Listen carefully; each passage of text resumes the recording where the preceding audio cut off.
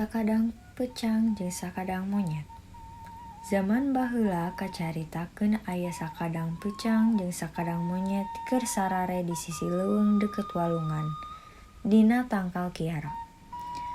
Sakadang pecang jeung sakadang monyet sare di handap desa toa akar teu pajauh. Maksud teh silih geuingkeun bisi aya nanaon. Dug we duanana sarare menit tibra. Tengah peuting sakadang monyet nyaring ngahudangkeun sakadang pecang. Sakadang pucang, sakadang pucang. Naon sakadang monyet? Tembal sakadang pecang. Kuring ngimpi manggihan tangkal nangka anu buahna geus arasak. Tina ngimpi teh katingali tempatna di mana. Ceuk sakadang monyet. Di mana? Ceuk sakadang pucang. Di tengah leuweung. Ceuk sakadang monyet. Keun atuh isuk cuang teang, ayeuna mah peuting keneh. Tembal sakadang pecang. Ari geus kitu teh, dug we sare, sakadang monyet langsung sare maniduksep. Ari sakadang pecang mah hulang-hulang keneh, da hese sare deui. Keur hulang-hulang kitu, sakadang pecang ngadenge sakadang monyet ngalindur.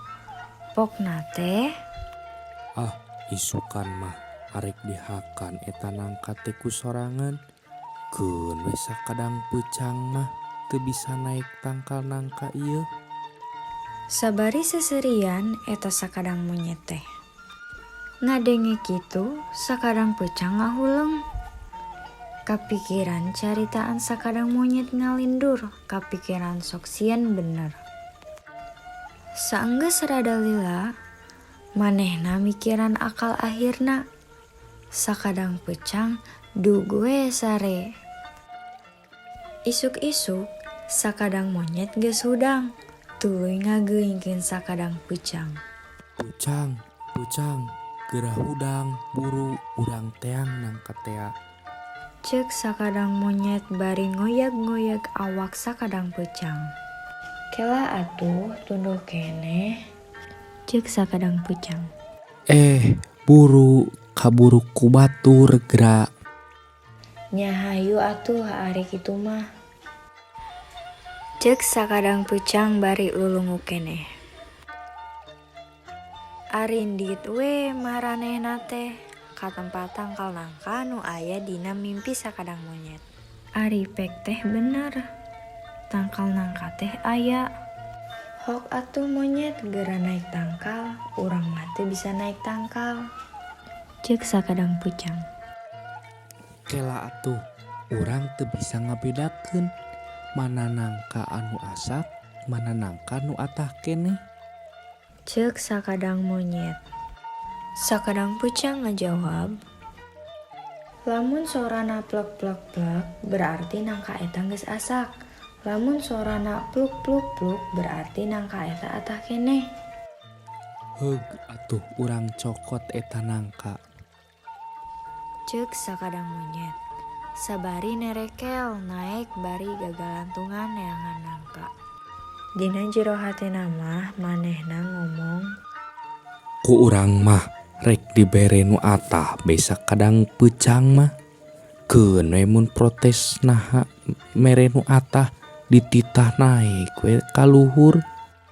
terus ngalaan nangka we si monyet teh.